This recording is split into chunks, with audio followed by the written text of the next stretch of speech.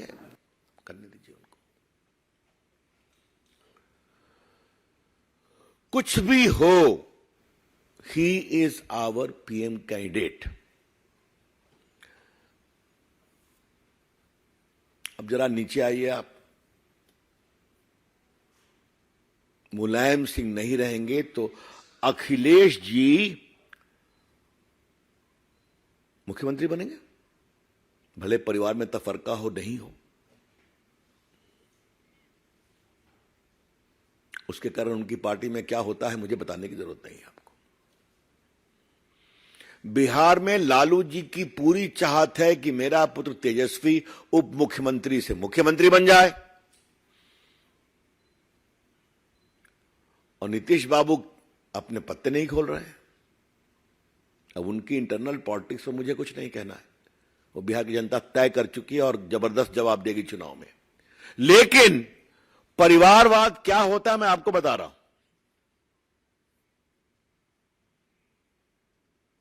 तो मैंने केंद्र बताया, मैंने उत्तर प्रदेश बताया, मैंने बिहार बताया। आप जरा बंगाल चलिए। बंगाल में गया था, जो अत्याचार ग्राम पंचायत चुनाव में हुआ था देखने के लिए।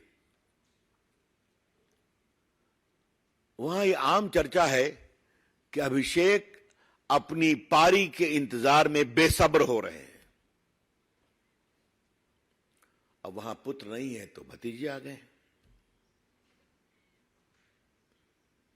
अब जरा दक्षिण चलिए।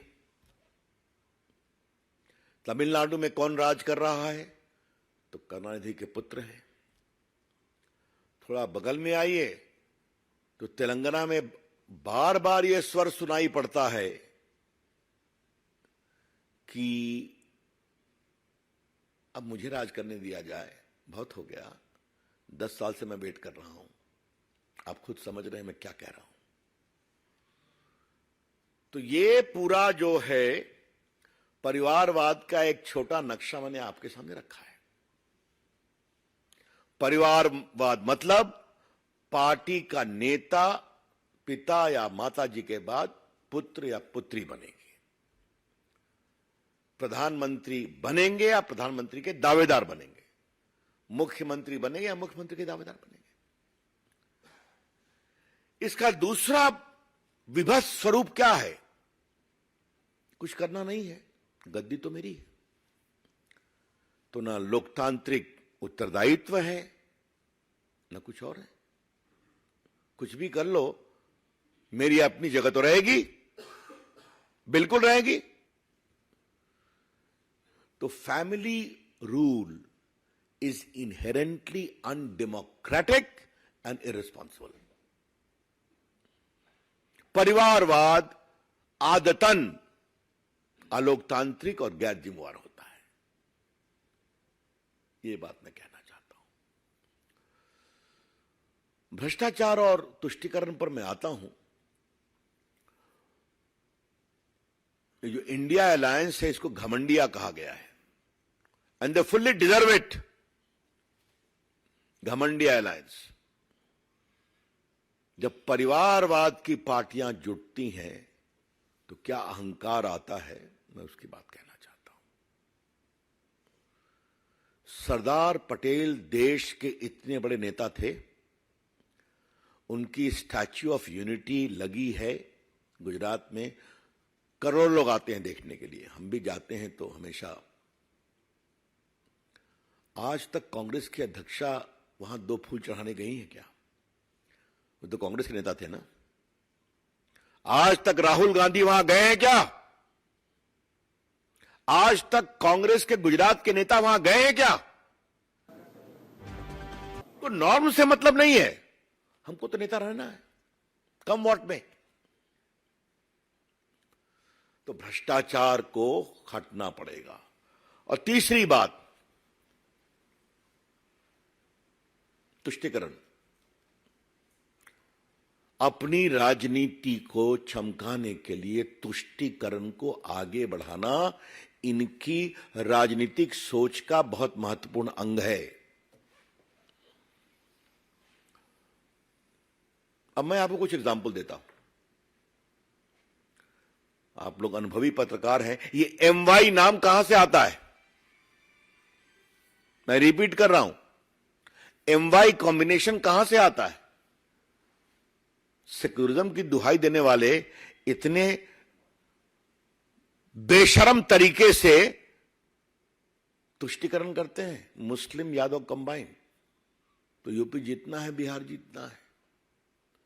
तो ममता जी ने उसमें अपना तड़का लगा दिया। तो उसमें सिम्मी की गतिविधि हो, कोई कार्रवाई नहीं होगी, PFI हो, कोई कार्रवाई नहीं होगी। और ममता जी की तो राजनीति ने सारी हदें पार कर ली तुष्टीकरण में। और देखिए, तुष्टीकरण के लिए ये लोग किस सीमा तक जाते हैं। राजीव गांधी को 400 का बहुमत था। शाहबानों के सुप्रीम कोर्ट के फैसले को किसने पलटा? राजीव गांधी की सरकार ने पलटा, इनके दबाव में। बाकी मैं सारा इतिहास आपको नहीं बताऊं। और अभी 3 तलाक समाप्त करने का विधेयक, जो प्रधानमंत्री के निर्देश पर कानून मंत्री के रूप में मुझे प्रस्तुत करने का सौभाग्य मिला था, सारी परिवारवादी पार्टियों ने महिलाओं के सुरक्षा के लिए 3 तलाक के अभिशाप के खिलाफ इतने ऐतिहासिक विधेयक का विरोध किया था। क्या सोनिया जी की पार्टी महिला नेत्री है? क्या ममता जी की पार्टी महिला नेत्री है? और बाकी तो RJD और इन लोग के बारे में तो कहने नहीं है। तो ये तुष्टीकरण को बढ़ावा देती हैं राष्ट्र की अखंडता, सौहार्द को रोकने की सीमा तक।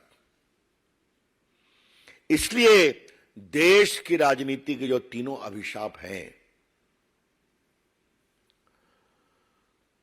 हमें गर्व है कि भारत के प्रधानमंत्री ने 9 साल के राज में समाप्त किया है तुष्टीकरण को, समाप्त किया है भ्रष्टाचार को। आज सरकार के गलियारों में दलालों और बिचौलियों के लिए एंट्री बैन है। सारे निर्णय ईमानदारी से होते हैं, ऑक्शन से होते हैं।